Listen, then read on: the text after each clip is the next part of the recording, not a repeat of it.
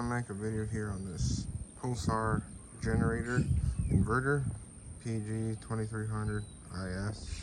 So what I'm gonna do here is I'm gonna do a little test and put some pretty heavy loads on it. Got this heater, it can do 1300 watt, 1500 watts. Then I have this somewhat big-ish grinder. So I'm gonna run them both at the same time, and then I'm also gonna run my phone because it's also dying at the same time.